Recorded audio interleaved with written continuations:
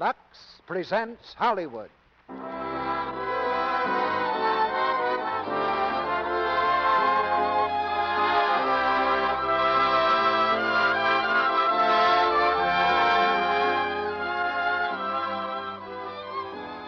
Lux Radio Theatre brings you Carol Lombard and Bob Hope in Mr. and Mrs. Smith.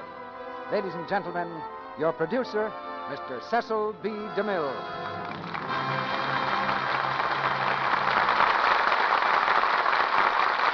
Greetings from Hollywood, ladies and gentlemen. This evening's class will study a simple equation. Bob Hope plus Carol Lombard equals a riot. And this particular riot is called Mr. and Mrs. Smith. I've been connected with the theater most of my life, and that's been long enough to bar me from the draft. I've seen many a bright star rise, but I've never seen more comedy stars than we have today, nor a time when they were more needed. Two top ones are here tonight, and they'll do their best to help us keep our national equilibrium by completely upsetting it for the next hour. The play is the story of a young married couple who suddenly discover, to their own amazement, that they aren't legally married at all. Carol Lombard and Bob Hope carry on from there, with Carol in the same part she played in the RKO picture, and Bob Hope as her lawyer husband. Personally, I'd like to have the right to sell tickets in any courtroom where Bob pleaded a case. But we're not selling tickets tonight. Our production of Mr. and Mrs. Smith is another gesture of appreciation to Mr. and Mrs. America for the way they've supported another production of ours, Lux Toilet Soap. Of course, we've generally spoken to Mrs. America when we've talked about that, but we had no intention of slighting her husband. It just seemed that Mrs. America would be more interested. But Mr. America has some very definite ideas of his own about soap, principally on the subject of lather. His letters are practical and to the point. And where Lux Toilet Soap is concerned, we're glad to report that Mr. America agrees perfectly with Mrs. America that it's just about the best buy on the market, so here's to both of them. And here's a play for both of them. Mr. and Mrs. Smith, starring Bob Hope as David Smith and Carol Lombard as Anne, his wife, with Bill Goodwin as Chuck Benson and Jack Arnold as Jeff. Curtain going up.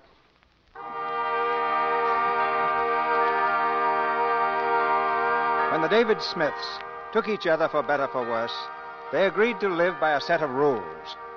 Rule 4, Subdivision A, was by far the most radical.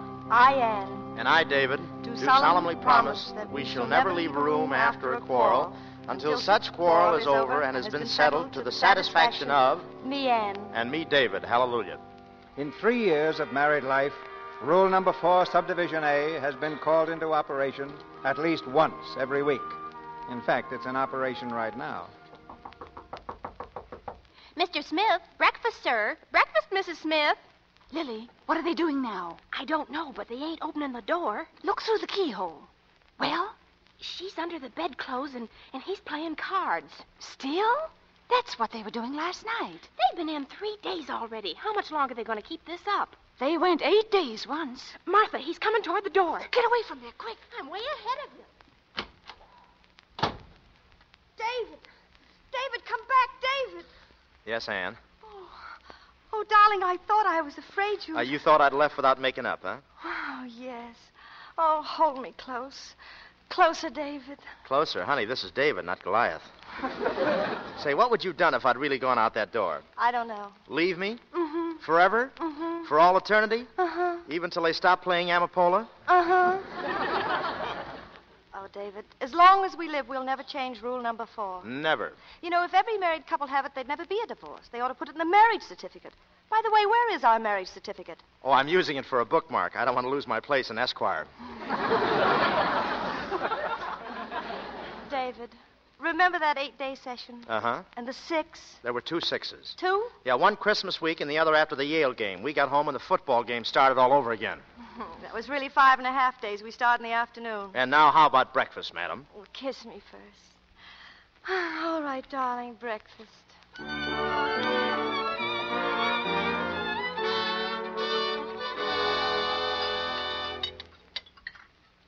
We've got respect for each other as persons. That's our big trick. Yep. Man and woman, all right, but person to person. That's important in marriage, too. You know, I think we'd be friends if we were both men or women, don't you? Oh, sure. Respect for each other as individual, that's what counts in marriage. And always to tell the truth, no matter what the consequences. You know, if we told each other just one lie, we'd have to admit we failed, wouldn't we, David? And what would we have left? Oh, a marriage like other people's. Doubt, distrust, going on with each other because it's the easiest way. Oh, no, not for us. Not after what we've had. You know, David, it was all my fault. Oh, no, Ann, it was mine. My fault, dear. A wife should conduct herself to please her husband. That's one of the rules I'm going to make. Another one? David, what's today's date? Well, I'd better be running along, honey. The office must be loaded with... David, it's the 15th. Remember rule number 7? Ann, I think we ought to give that one up. We always get into arguments. Well, if we ever give one up, that means we're giving up just that much of our wonderful relationship that we're letting down. You wouldn't want me to feel that, would you? Yeah, but those questions you ask every month, like what I did that trip in Paris when I graduated from college. I was only 21, and I really thought I was buying a postcard. Well,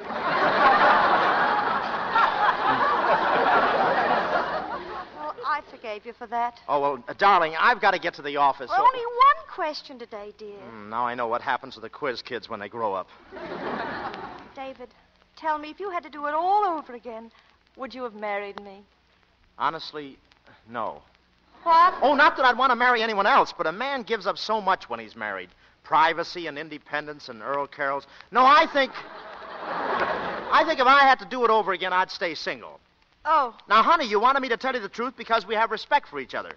We talk to each other honestly. Your feelings aren't hurt now, are they? Oh, no, it's perfectly all right, perfectly. I knew it. That's the last of those questions. They're always getting us in trouble. Well, I'm not angry in the least. Yes, you are. You don't understand what I mean. David, if you want your freedom, I don't want to be the kind of a wife who clings to her husband when she's not wanted. For heaven's sakes, I do want to stay married to you. I love you. I'm crazy about you. I'm used to you. How do we get into these things anyway? Well, if my only hold on you is that you're used to me. Honey, darling, you've got the whole thing wrong. You're my little girl. I'm crazy about you. Don't cry, baby. Don't cry. Oh, Snooks, look. Give Dream Boy a little kiss. Oh. All right, Dream Boy.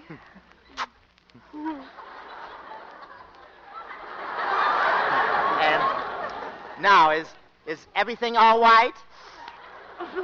Yes, Dream Boy, everything. Is this as sickening to you as it is to me?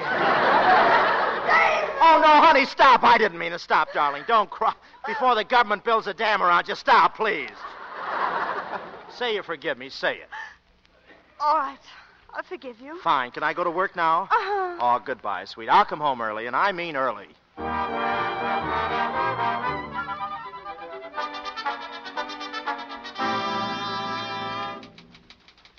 Morning, Mr. Smith. Morning. Good morning, David. Oh, good morning, Jeff. Well, it's been a long time, hasn't it? Yeah, about 4 Band-Aids ago.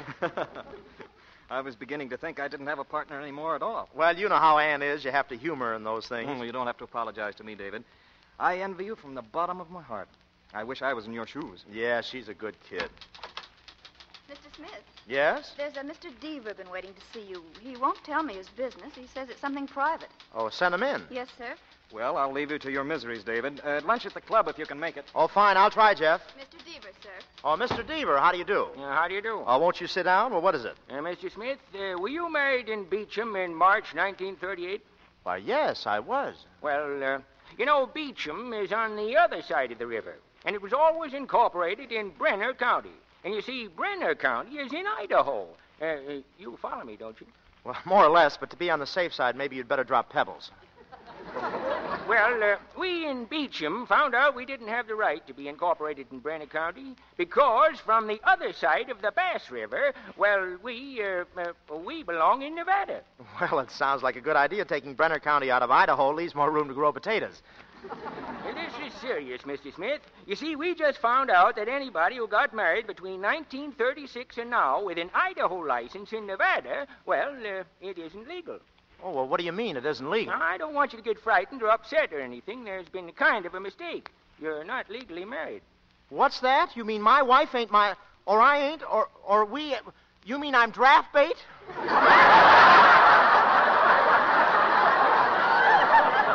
Oh, you really are married and everything, but there's a little technicality. Little, he says. It's a good thing I don't have a couple of little technicalities running around the house.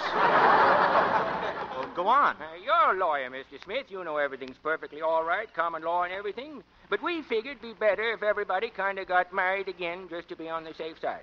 Yeah? And the Chamber of Commerce is sending me around to everybody to tell them. And we give you your $2 back. And you can use it to get another license. Here's your $2, Mr. Smith. Okay, and will the Chamber of Commerce take over the payments on the ring? Well, I'll be going now, Mr. Smith. Say, that picture there, is that your wife? Uh-huh. She's a striking woman. You can say that again, brother.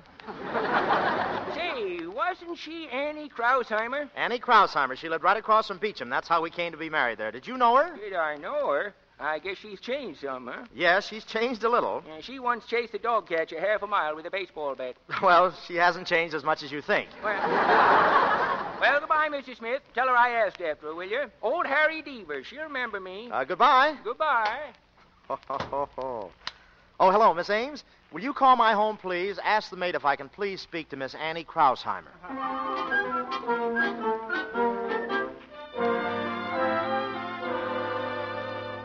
You're sure everything's all right now, Anne? Oh, Mother, it's wonderful. David called me just a little while ago. He wants to have dinner with him tonight. Well, that sounds good. And do you know where, Mother? Mama Lucy's. I didn't think he even remembered the name of the place. Why, we haven't been there since before we were married. That sounds even better. Oh, don't worry, Mother. You know what? All the time he was talking to me on the telephone, he kept calling me Miss Krausheimer. The fool. Mrs. Smith, Yes, Lily. Mr. Harry Deaver is here. He says you remember him from across the river in Beecham. Oh, Harry Deaver. Bertha Deaver's brother. Well, show him in, Lily. Yes, ma'am. Come in, please, sir. Hello, Harry Deaver. This is quite a surprise. Hello, Annie. Hello, Mrs. Krausheimer. Hello. I didn't know whether you'd remember me. What are you doing in New York? Oh, I'm here on business. How's your wife, Harry? She's fine, thanks. How's Bertha? Oh, she's fine, too. Married to a dairy farmer in Boise. Got 4 children, all girls. Got 4 cows, all girls, too. Well, sit down, won't you? Will you have some tea? No, thanks. Only dropped in for a second. Annie, you haven't changed a bit. I'd recognize you in a minute. Why, Harry, that's the nicest thing you could have said to me. Say, I did recognize you. Only saw your picture on your husband's desk and recognized you right off. He's a good-looking fella. What were you doing with my husband? Well, here's the way it is. You see, Beecham is on the other side of the river, and it was always incorporated in Brenner County. Well, Brenner County is in Idaho.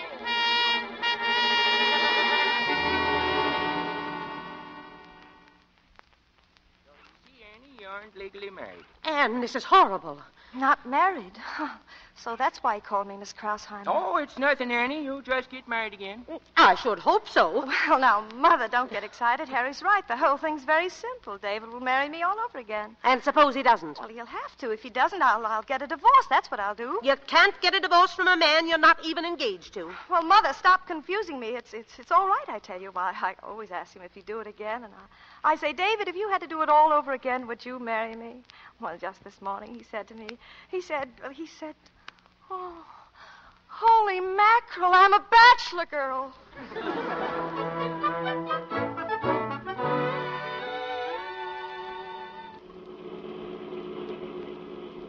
You're looking kind of cute tonight. Oh, thank you, David, and thanks for the lovely roses you sent me. Well, I always send you roses. Yes, but these had stems on them.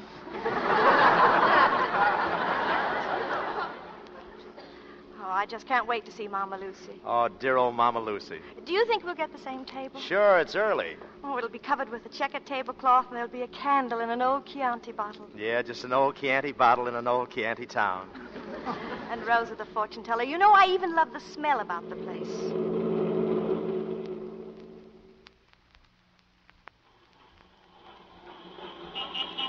This is the place, isn't it?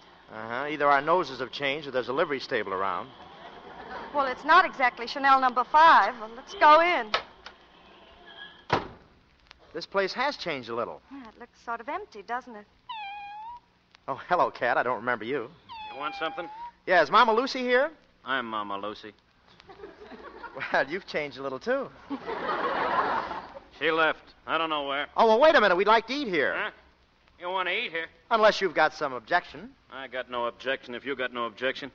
Or would you like to sit? Well, we used to come here years ago, and there were tables outside. Would it be too much trouble to have it the way it used to be? Are you going to have the 45-cent or the 65-cent dinner? Well, what's the difference? With a 65-cent dinner, you get back your own hat and coat. Sure. If it don't fit me. Sit down. The tablecloth isn't checkered, but it's dirty enough to look like checkered. The candle isn't the same stuck in a beer bottle. It smells. Well, eat your soup, dear. That smells, too. Say, there's something wrong with this soup. It's just your imagination. There's nothing wrong with the soup. No, then why are the noodles spelling out SOS? Here, Pussy, you eat some soup. Go ahead. David, get that cat off the table. I can't. I think it's his table. Look, he won't eat it. Why doesn't the cat eat the soup? Animals know what's good for them. You notice he ate up the olives. Well, why did you give them to him? I wanted to see how many he'd eat before he'd ask for a martini. David, eat your soup, please.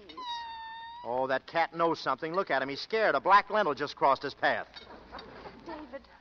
David, where should we go after this? Home. Here, Puss, here. Come on, Stoop. Soup.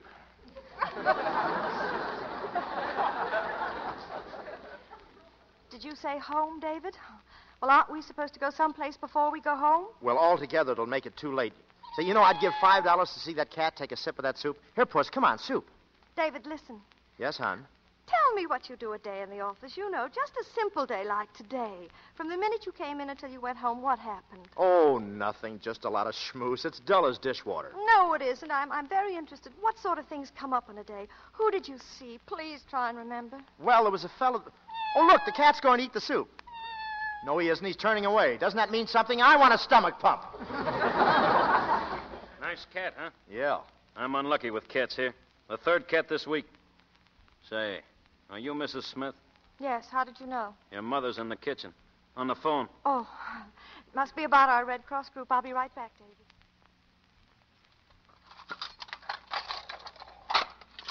Hello, Mother? Hello, Anne. Has he told you? Well, not exactly. What do you mean, not exactly? Well, he's teasing me. He thinks he's being romantic about it. Oh, Mother, are you crying? my poor baby. Thank heaven your father's dead. Listen to me now. Under no conditions, do you hear me? Under no conditions are you to... Why, of course not, Mother. Don't worry. If worse comes to worse, I'll spend the night with you. Well, don't forget. I won't. Bye, Mother. Honey, was that your mother? Yes, Mother. Yeah, your ears look tired. You know, honey, I've got a little secret to tell you. Oh, David, it's about time. What is it, dear? You're a great kid. Is that all? Hmm? Darling, it's getting rather late if we have to go anyplace, if you know what I mean. Oh, I get it. Waiter, check.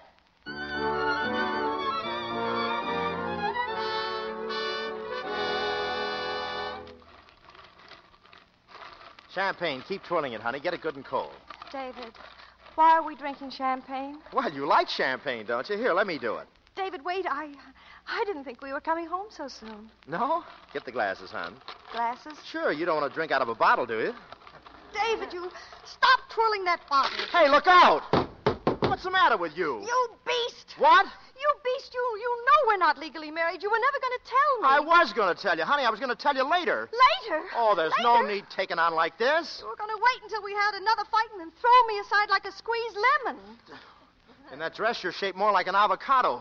I've given you the best years of my life, and you were willing to go on and on. I've always had a suspicion about you. So did my mother. Your forehead slants back too much. Well, at least I've got a Ford. Anne. Don't you touch me. Oh, now listen, Annie. You get out of here. Get out? Go on. You're not staying in this apartment. Honey, we can't leave the bedroom until we've made up. You're not in the bedroom. Get out. If you'll let me explain, Anne, stop pushing. You're going out of here. Take your coat. Annie. And here's your hat. Annie, let go. Stop. And never come back here. I never want to see you again as long as I live. Now get your hand out of that door. Ouch! Annie, either let me in or throw out my fingers.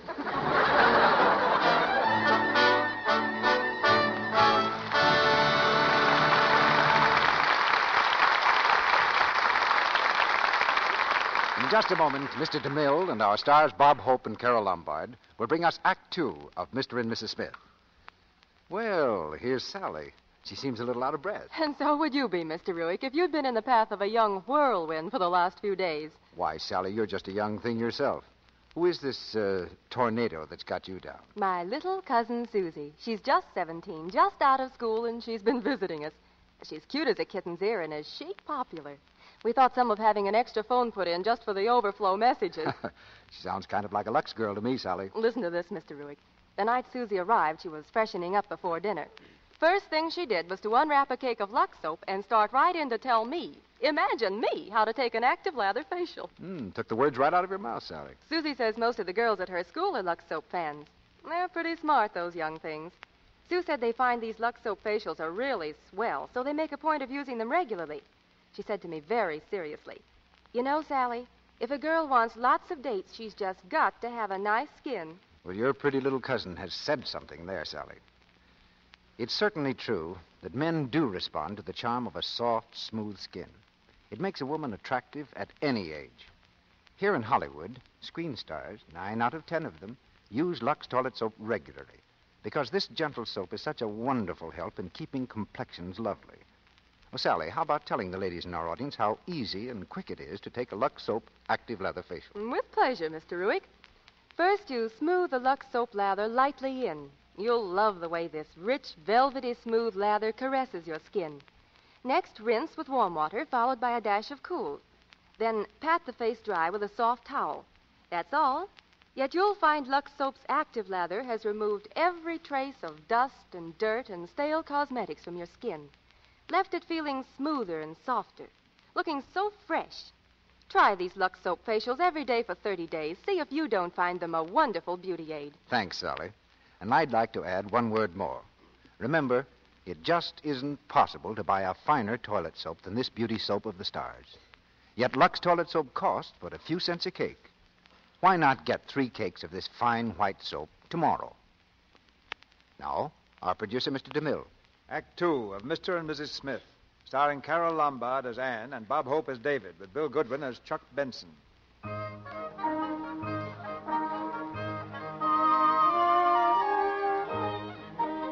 Bag and baggage, David Smith has been tossed into the street by his own wife, who now considers herself Miss Annie Krausheimer.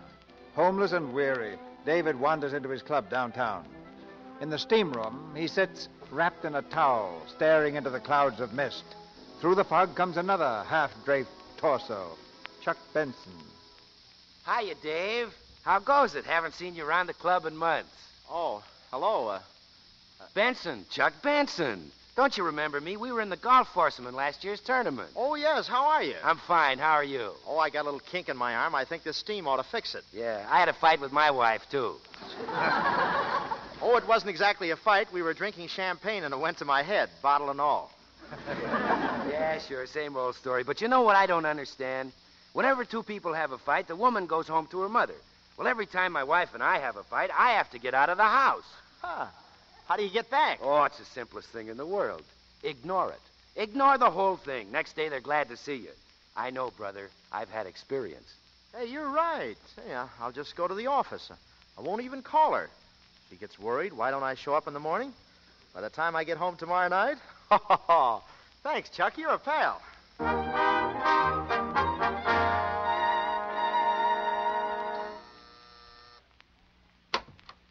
Hello, darling. What do you want? Now listen, Anne. Miss Krausheimer to you. Ow!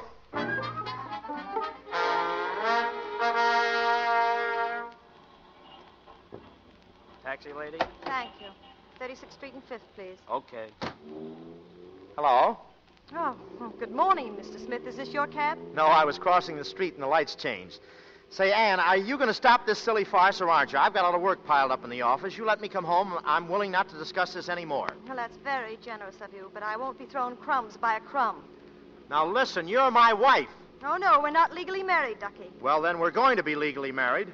Sorry, I haven't time. I'm learning the words to the Hut-Sut song. Are you out of your mind? Why, think of my reputation. Well, why the laugh? Oh, I thought of your reputation. Legally, we're not married. Oh, all right, we'll get married. Does that suit you? We'll get married. That's a nice snarling proposal. Listen, you had a hard enough job getting me to marry you before, and I didn't know you then. But I do now, and how I know you. If anyone asks you, you're no bargain. Well, what's the matter with me? Am I a cheapskate? Am I a dope, a fathead, a rat? Well, keep mentioning them. You're getting warm. Well, name one thing about me you don't like. One thing. My, aren't we vain? In the first place, I wish you'd go on a diet and get a little thinner. Well, what for? Well, I'd like my girdle back.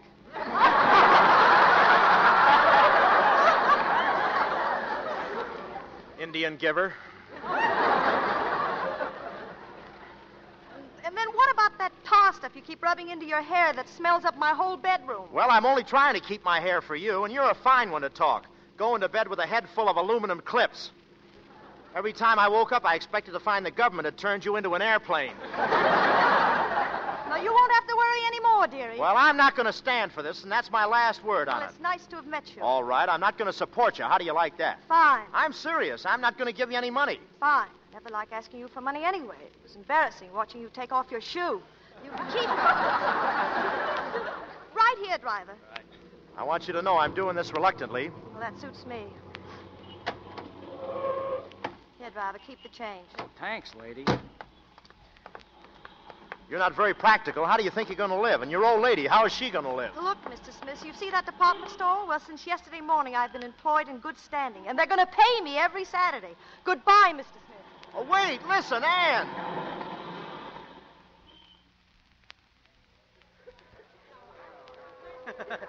Good morning, sir. Are you looking for something? Oh, yes, I am. Can I help you, sir? Yeah, she's about 5 feet. No, I'll find it myself. I might be able to save you a lot of trouble. I'm very well acquainted with the merchandise. Oh, thanks, but I'd rather find it myself. You just run along and water your carnation. You're embarrassed. Is it something in ladies' lingerie? Yes, it's something in ladies' lingerie. Well, you go right down the aisle. Now, don't tell me it's a game I'm playing. Oh, it's huh? perfectly all right, sir. Perfectly, sir. Oh, there you are. Good morning. Anything I can do for you? Ann, are you crazy, standing all day on your feet for $18 a week? Will you please do me a favor and come home? I've got a cake in the oven. I'm sorry, sir. I think you have the wrong department. We have nothing here for you. Are you walking out of here peacefully, or do I have to carry you? The manager's looking. Can I show you something else, sir? All right, I'll carry you. Here. All right, I'll drag you. Get away from me! You're coming home. You're nothing but a silly little... Let go, let go. You can't take me out of here. That's shoplifting. Come on. Miss Krausheimer, what are you doing to the customer? I'm not doing anything. Look who's got who.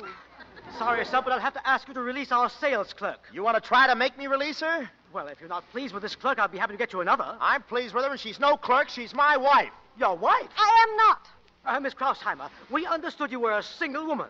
As an aid to the unemployment situation, it is our policy not to employ married women. Good idea. I am not married. She's married, all right. Did you ever see a single woman that could fight like this? Come on.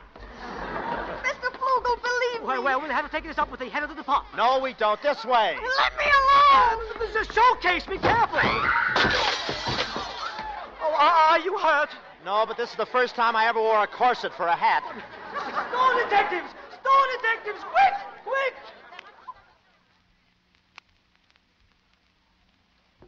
Now get out and stay out, and don't come back in this store again. That goes for the both of you. Well, I'm fired. Are you satisfied now? Listen, I have an appointment in the office at 2 o'clock. Are you going to make up with me? No, I'm not going to make up with you ever. For heaven's sakes, Ann, what do you want? I had a chance to get out of our marriage, didn't I? But now I want to get back. Doesn't that convince you I still want to be married to you? I'm very flattered, but I don't want to marry you. Thought the whole thing over, and I'm not interested. Well, what's the matter with me? Well, I don't like your temper. You're too jealous. You're always knocking people down. Oh, now, wait. If you're referring to last New Year's Eve, that midget had no right to... Move along there. Move along. Just a minute, officer. You heard what I said. Move along. You're blocking traffic. Why don't you go someplace and steal an apple? Go on, hit him, why don't you? Knock him down. Go on. Madam, I wouldn't advise your friend to hit a cop in this town. But I'm on your side, officer. I don't even know this man. Oh, you don't, huh? She does so. She's married to me illegally. Run along, buddy. Go visit Columbus Circle. Listen, she... Go on before I run you and beat it. Oh, bully.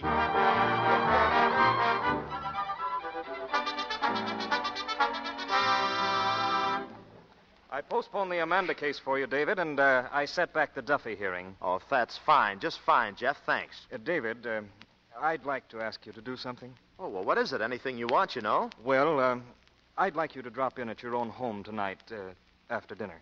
Well, what do you mean? Well, I've taken matter in my own hands. I've asked Anne to have me to dinner. She's fond of me, and she knows I'm fond of her, and, well, I think I can straighten it out. I hope it is something I can straighten out.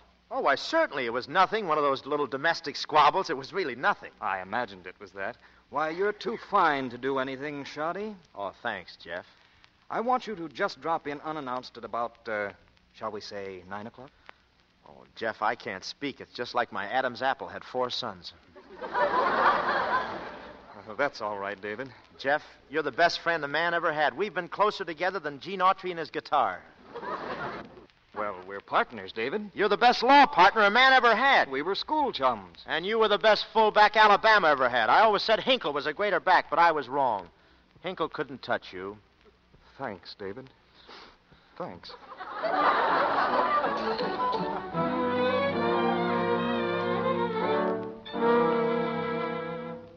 Mr. Smith. Oh, thanks. Mr. Smith, madam. Hello, David. Oh, hello, Jeff. Oh, hello, Ann. How are you, dear? Talk to my lawyer. Your lawyer? What lawyer? Oh, Ann's asked me to represent her in this matter, David. Well, what for? Oh, I've been telling her she doesn't need a lawyer. Oh, well, I'll say she doesn't. Because as I understand the facts, you two aren't legally married at all. There you are. What? So there's nothing for the court to decide. This happened before in Peterson versus Peterson, and Jeff says even the Supreme Court threw it out. Jeff, what's the matter with you? He said you were lucky this isn't the South and that I'm not his sister. What? Now, David... Why, you hillbilly ambulance chaser, you Blackstone blackguard, wait till the Bar Association hears about this. If I open the window, they will. There's no need losing our tempers. We're married, if not legally, then morally, and there is such a thing as common law, you know. I don't deny there's a kind of common law relationship between you. Thank you. Tell him the whole thing, Jeff. However, the woman is given the benefit of any difficulties arising out of such a relationship. For instance, should you die, as a wife, she is entitled to share in the husband's estate. Well, why should she wait? I'll give her 1 room of furniture and my pivot tooth now. Furthermore, should the woman care to halt this relationship and marry someone else, she is entitled to do so. Peterson versus Peterson, Adams versus Kelly, and Gimbel versus New Pennsylvania Coal Company. I didn't know they were going together. You're supposed to be my best friend, and you tell her a thing like that? David, I have never taken advantage of our friendship by word or deed. And it's only because you're standing here that I can now ask Ann... Ann, would you care to have dinner with me tomorrow night? Where, Jeff? And don't go with him. Come to dinner with me. I'll spare no expense. You can name your own drive-in. Where shall we go, Jeff? Ann, I'm asking you to come to your senses and marry me tomorrow. If you have dinner with him tomorrow instead, well, this is final. We're through. What time, Jeff? All right, we're through, Ann. From now on, we're just friends. Just ships that pass in the night. And if Jeff is ever with you, make sure he's convoyed. Well, that's not necessary. The store club all right, Jeff? Anywhere you say. I'll call for you at 8. That'll be fine. Good night. Good night. Good night, Ann. Good night. Well, David? Comparing yourself with Hinkle as a football player. You couldn't carry Hinkle's water bucket. Sorry you feel that way, old man. Good night. On second thought, maybe you could, you 2-quart drip. Who is it? Who is it? Elevator boy, ma'am. Sure enough? Sure enough, elevator boy. Ha, ha, ha. Fooled you, huh? Yeah, but the boy's name is O'Brien. Oh! My nose, my nose! What's the matter? You hit my nose with a door. So I did. It's bleeding, too. Good night.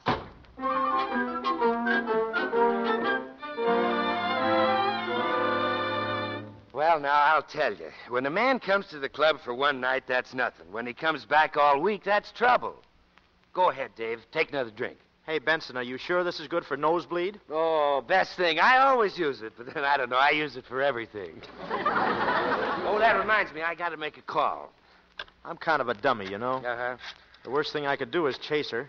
Let her have a week or 10 days without me. After 10 days with her mother, even I'll look good. Uh-huh. She's used to me. She can never even get to sleep until I get home. I'm just her big box of Ovaltine. Oh, hello. Hello, Gloria. Well, hiya, Gloria. Oh, yeah, and I'm kissing you back. Huh? Jimmy? This is no Jimmy. This is Jackie. Yeah, wonderful girl, Dave. Society girl. Real class. Say, Gloria, how about tomorrow night? Atta girl. Listen, I got a friend. How about Gertrude? Oh, you like Gertrude, Dave. Me, Gertrude? Oh, this is a great fella, Gloria. Society fella, real class. Put Gertie on. Say, I don't think I better. Oh, now, don't be a sap. She's beautiful. Hello, Gertie. Listen, I got you a great little dinner partner for tomorrow night, but he kind of needs cheering up. You know what I mean? Okay. Here, she wants to talk to you, Dave. Oh, me? Well, oh. Hello, Gertie. Hey, she's kissing at me. Kiss her back. Well, I don't know her. Oh, it's all for laughs. She's a great kid. Oh, well, Huh? Well, how can you tell you're crazy about me? Oh, it's just an average voice. Yes, I used to sing a little. Give me the phone. What did I tell you, Gertie, huh? Great fella, huh? 8 o'clock? Where shall we make it, Dave? A stork club. How about the Stork Club? Okay. Goodbye. Oh, wait till you see them, Dave. They're terrific. Real society girls. You know, she said she liked my voice.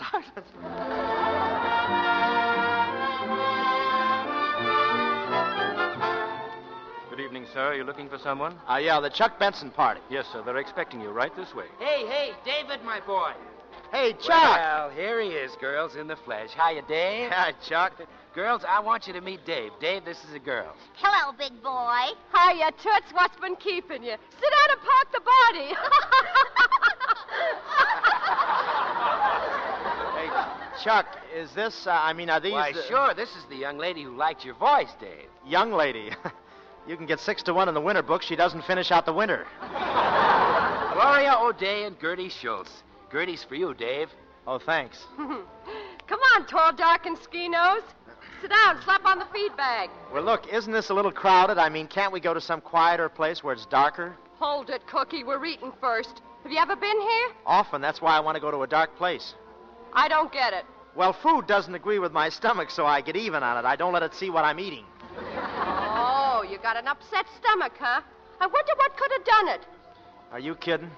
Hey, waiter, bring the bottle here and leave it, will you? Yes, madame. Some kid, huh, Dave? Let him talk for himself. Well, why don't you say something? I will. I'm trying to find a way to clean it up. Say, take a gander at this menu. Yeah, it's written all in French. Just putting on the dog for the fancy prices. Look, oofs. That's eggs. What's that?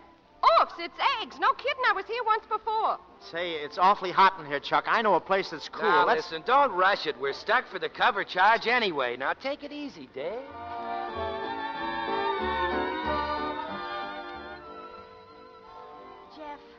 Jeff, isn't that David over there? Where, Ann? Oh, yes, it is. Who's he with? Is that girl a client of yours? No, I never saw her before. Cute, isn't she? A little muscular, but cute. Say, he knew we were coming here. He's just trying to make you jealous. See, he's looking this way now. Well, just ignore him. Laugh, Jeff. What? Well, laugh. Make him think we're having a good time. Oh.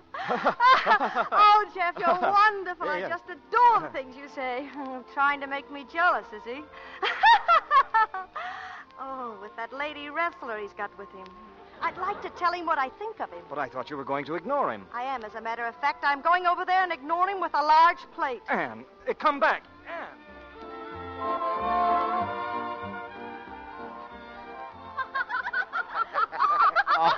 Excuse me, I've got to leave. Oh, sit down, Dave. Sit down. Sure, sit down. I can't. Look, my nose is bleeding. I have to go home. Get out. Oh, his nose is bleeding. Yeah. He can't leave like Now, that. take it easy, Dave. Let go. I got a cure for nosebleed. Lay him out on the table. Oh, Chuck. no. Yeah, on the table, Dave. No, stop it. Give me a cold knife. Yeah, Let cold go. knife. Up you go. There we are. A cold knife. Give me a cold knife. Let me up. Bertie'll fix you, Dave. Now lay down. Oh, listen. What's the matter here? Some drunk got punched in the nose. Oh, let me out of here. Hello, David. Ann, Anything I can do for you? it's all a mistake. You see, this girl... Oh, yes, I think she's rather pretty. Is that her own hair, or has somebody been unraveling a cigar? Stand back, sister. Who do you think you are? Oh, listen, she's my... I know what she is. Trying to move in on my guy, huh? Go on, beat it. Of course. Good night, David. Have a nice hangover. Oh. Here you are, honey. This cold knife will fix you up. Yeah, just cut my throat with it. We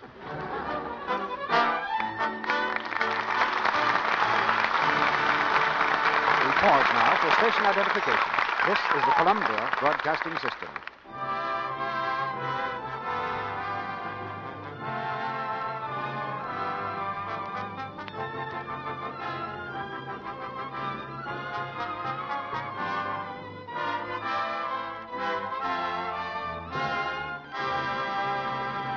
After a brief intermission, Mr. DeMille presents Bob Hope and Carol Lombard in Act 3 of Mr. and Mrs. Smith. And now, while we're waiting, let's listen in on a typical late afternoon scene at the Joneses. Mary Lou, please stop playing with that horrible thing. let Mommy give you your bath. Mary Lou, give Mommy that whirligig this instant. Now listen, dear, please. You know Mommy has to have time for her beauty bath, too.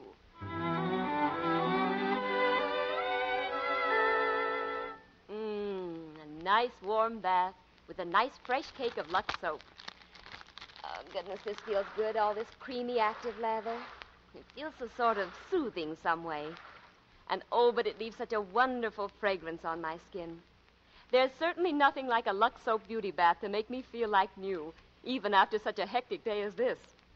Now a good rub down, clean things, and I'll be fresh as a daisy.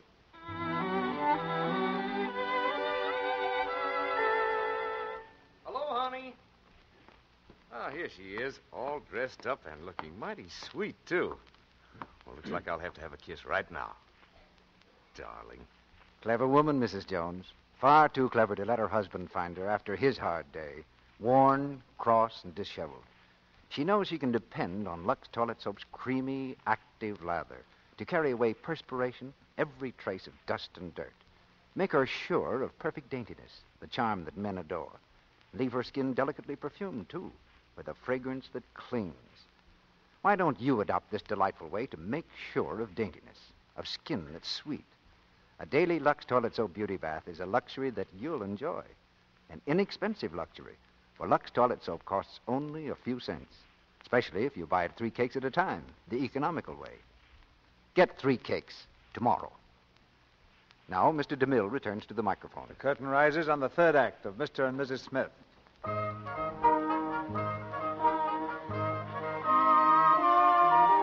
For a solid week, David has been following Anne.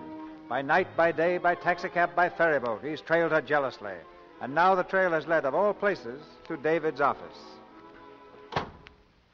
Good afternoon, Mr. Smith. Hello, where's my wife? Well, she... She came up here. I saw her. Where is she, in my office? No, sir. She's in Mr. Custer's office. Oh. Mr. Custer's parents just arrived from the South. They surprised him. You mean they're in there now? Yes, sir. Thanks. Very charming. That's very fine. Hello, David. Hello, Jeff. Excuse me just a minute, folks.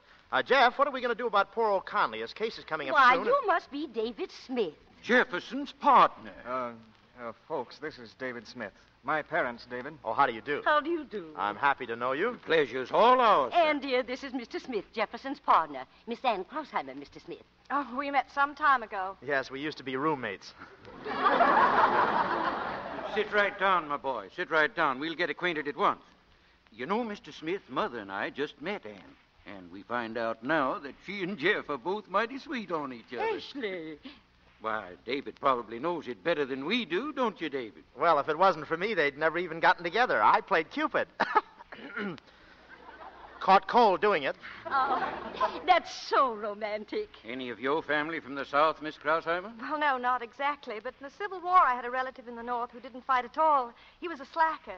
A great many Northerners saw it that way, ma'am, and I gave them credit. You know what I was thinking? What, Mrs. Custer? If 2 people wanted to go on a honeymoon, they could take the boat to New Orleans and motor right up through the South to our home. A boat's a wonderful place for 2 people. Oh, that wouldn't be so good for Ann, would it, dear? Remember how sick you got when we took the night boat to Albany? Shut up. No, she's not a very good sailor, Jeff, and I can give you some practical advice. Just put her to bed and put a hot water bottle on her stomach and hold it there no matter how she hollers. That settles her stomach. He considers himself quite a medical authority. Yes. Well, how do you like New York, Mrs. Custer? Oh, all right for a visit, but I wouldn't want to live here. Anyway, we're not staying here. We're on our way to Lake Placid. Oh, great idea. I was thinking of getting away for some winter sports myself. That reminds me, Ann, shouldn't my laundry be back? I'm all out of shorts. Are you? Yes, and lately I've been caught in the draft. Ann kind of took care of his things around the house. Little household things. Jefferson, may I see you in private, please? Come, Mother. Jeff, dear. Coming, Mother. I'll be right back, Ann. Excuse me. Now, listen, Dad. Listen to me. I know there's something I have to... Hello? Are you satisfied now? Are you satisfied to take 2 fine people like that whose whole life are wrapped up in their son and make them unhappy? Well, what about me being unhappy? My whole life was wrapped up in you, then you, the paper, and the string all walk out on me. All you ever think about is yourself. I can't see how you could have been associated with Jeff so long and not have picked up some of his fine qualities. What's fine about them? Well, he's simple and kind and gentle. You can leave out those last two words. And since when were you so crazy about this gentle act? Shall I recall for you how I got the scar on my chin? With a bed lamp. Now listen, Anne. I'm sorry, David, but you're wasting your time. Anne, you can't marry that lawyer, not after what we've meant to each other. I'm going to marry him. If you try to interfere again, I'll... Anne. Oh, Jeff, is it all right? No, not yet, but it will be. We're going to meet them at Lake Placid. Oh, Jeff. Now, don't worry. And as for you, David, you're not playing the game, old man. I resent that. I am playing the game, old man. Of course, I'm using loaded dice.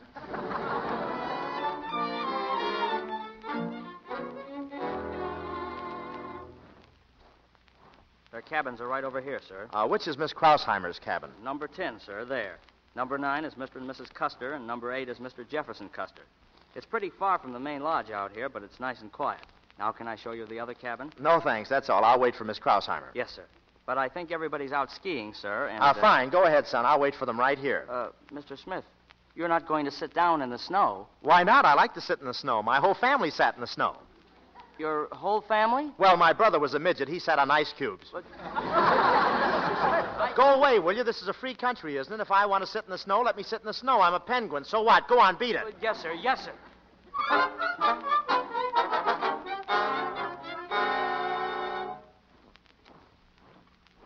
Oh, Jeff, it was glorious. The snow smelled so wonderful. No one can smell snow, Anne. I can. Jeff, who's that? Where? Well, someone's lying there in the snow. Oh. He seems to be sick. Jeff, it's David. Oh. Oh, he must have fainted. Stand back, dear. Oh, look at him. He looks terribly ill. He seems to have quite an even pulse. Oh. Well, don't let him soak there. Carry him into your cabin. All right. Grab his legs, Anne. Oh, I got him. Well, go easy now, Jeff. Easy. Right. Oh, what could have happened to him? Oh, look out for his head. Yes. Oh, poor David. He'll be all right now. Don't worry. Well, he doesn't seem to be breathing. And control yourself.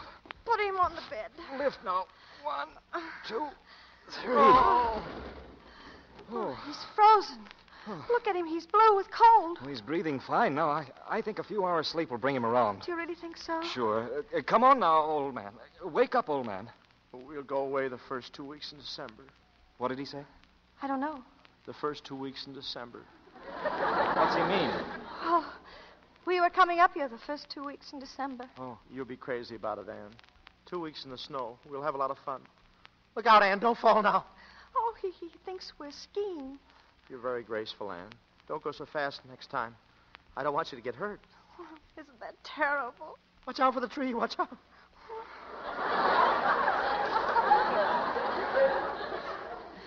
Jeff, look, he's opening his eyes. Hello, David. Hello, old man. Hello, Anne. No. No, David, this is Jeff. I'm Anne, David here. Oh, hello, Jeff. Don't you think Anne needs a shave? Say, he's in bad shape. David, don't you remember me? Try and think, David. This is Annie. This is Jeff, your old school chum, Jefferson. Jefferson. I'll never forget you in that little blue dress. I don't get it. Well, that's the dress I was wearing when I met him. I told you about me. He liked me in that. Look, he's closing his eyes again. I think we ought to let him rest. Well, what's the matter? That's not the rattle, is it? I don't think so. I wish I could hear it again.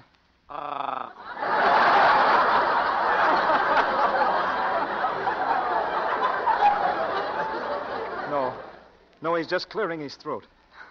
Oh, he looks awful. Oh, David. Easy now, Anne. Let him sleep a few hours. Well, do you think we ought to leave him? Oh, he'll be all right.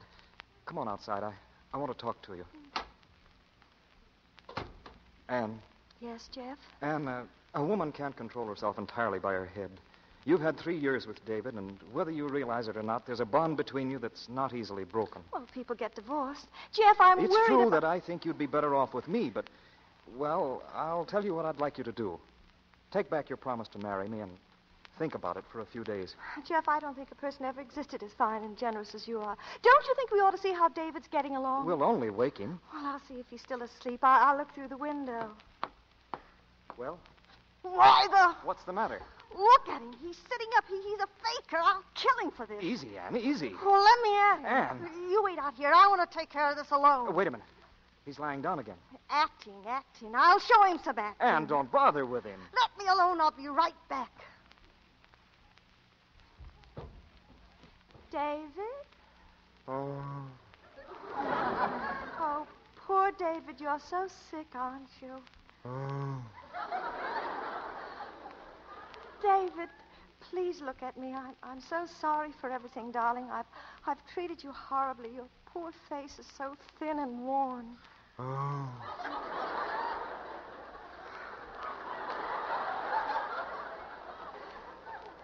That scar on your chin, I did that.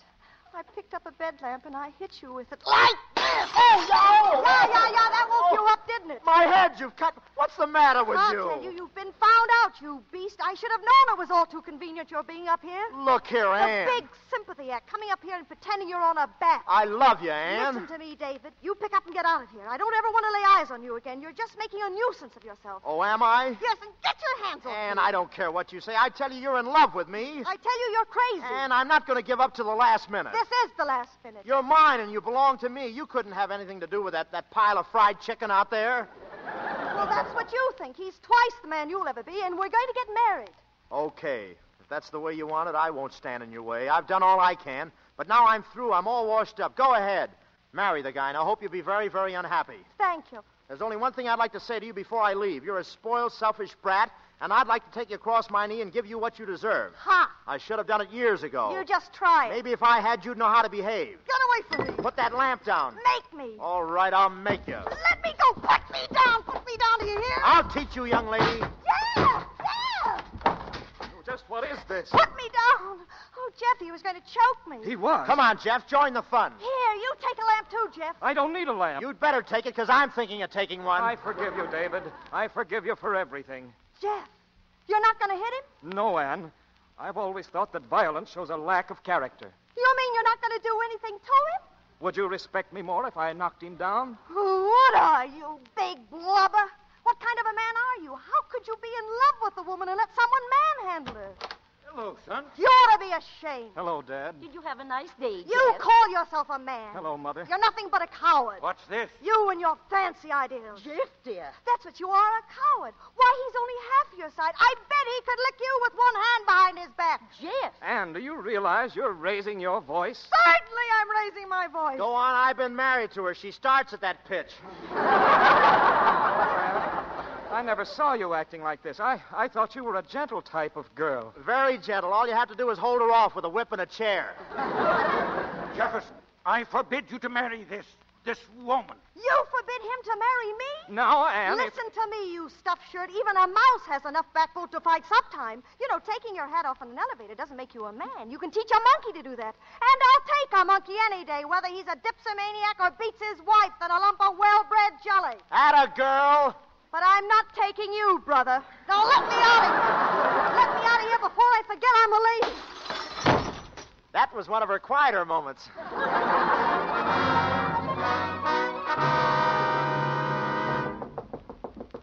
Anne, are you in there? Anne, I'm coming in. Get out of here. Hello. Did you hear me? What are you doing with those skis? I'm going skiing. At this time of night, don't be silly. You haven't even got a rear light. Take them off. They're on and they're staying on. I'm spending the night at the lodge. Oh, that's ridiculous. Why don't you spend the night here? Not on your life, brother. Would you mind handing me that sweater, please? I would. Get it yourself. I can't. I've got my skis on. Well, then get a ball of wool and start knitting one. Okay, I'll get it. Very graceful. You look like a stork that just came in for a forced landing. Now, Mr. Smith, good night. Good night. You're not doing me any favor staying here. I'd just soon you'd get out. Well, we see eye to eye. Wait a minute. You can't ski with your strap loose. I'll fasten it for you. Get away. Don't be silly. I'm just going to help you get out. Here, sit down. That's right. Well, now, just a minute. Now, put your feet up here. Good. Well, listen, I can't sit with my feet up in the air. Why? I think you look very comfortable. David Smith, let me up out of here. Can't you move? Of course I can't. My skis are crossed. Get me up out of of this chair. Troublesome things, those skis. You're quite sure you just can't get up by yourself? I just told you. Fine, then we can talk a while. David Smith, I'm warning you. In the first place, I ought to tell you that we're still married. Mind if I take off my tie? Now, listen. Gimbel versus the New Pennsylvania Coal Company doesn't hold in this case since we're concerned chiefly with the Idaho and Nevada statutes. So you see, I'll hang my shirt over here. Let me up. So you see, you're still my lawful wife. I looked up all this legal tangle, and that man Deaver was all wrong. Our marriage was and is perfectly legal. Now. I'm warning you, I'll kill you in cold blood. Someday when your back is turned, I'll stab you. Let me up. I'll scream, I tell you. Go on, scream. Louder. Go on, bang your feet. See what good it does you. Go ahead, great. But you're my wife. And you're going to stay right here whether you like it or not. How do you like that? Oh, my ski fell off. See that? You said I couldn't get away, see? My ski fell off. Well? Well, David, put it on again. Anne.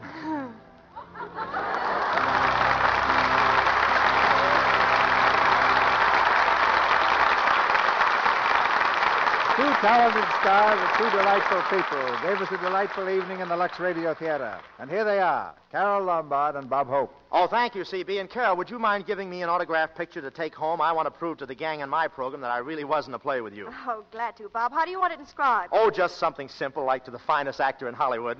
Oh, I thought it was for you. Do you really think you're Hollywood's greatest actor, Bob? Well, I'd rather not answer that, Mrs. Gable. Say, that reminds me. That reminds me about the road to Zanzibar. What reminds you? Oh, anything at all, CB. I've got a great idea. Would you like to hear some of the best parts of the road to Zanzibar? But, Bob, I've seen the picture. Well, then, would you care to reminisce? Bob, I haven't seen the road to Zanzibar yet. Tell me, how is it? How is the road to Zanzibar? Yes. You know, I've always dreamed about moments like this. Well, I really had a swell time here, CB, and I'd like to have both you and Carol come over to my program and try the Pepsi. Remember what I told you, Bob. This is the Lux Radio Theatre. Oh, but couldn't I just say... But while you two are playing tag, I'd like to say just a word about Lux soap. I've used it for years, and I think it's grand. It's such a gentle complexion care and really a wonderful help in keeping skin smooth. Now, I may have told your audience this before, Mr. DeMille, but I haven't changed my mind one bit about Lux soap. And you never will, Carol. Lux soap keeps its friends for life. Well, now, before you tell us about next week's show, CB, couldn't I get in one quick mention of Pepsi? Now, Bob. But, CB, my sponsor's listening. What about it? Well, if I don't mention the product, he starts playing yo-yo with my option. So all I'm asking is just to say Pepsi. Yes, Bob, yes. I understand. And next week in the Lux Radio Theatre, we go Western. With a current screen success and the original stars of the picture, Loretta Young, Robert Preston, and Edward Arnold. The play is The Lady from Cheyenne. It's adapted from Frank Lloyd's Universal production.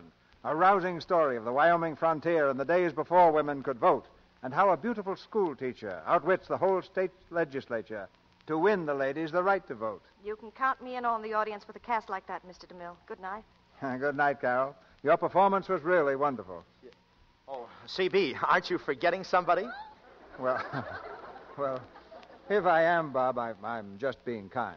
Oh, wait a minute, CB. I appeal to the women listeners. I leave it to Carol. Don't I, Carol, appeal to the women listeners? Well, I appeal to the men listeners, don't I, CB? Well, there are 16 million kids in this country. Good night.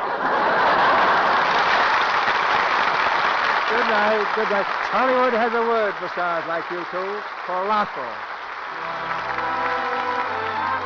Our sponsors, the makers of Lux Toilet Soap, join me in inviting you to be with us again next Monday night when the Lux Radio Theatre presents Loretta Young, Robert Preston, and Edward Arnold in The Lady from Cheyenne.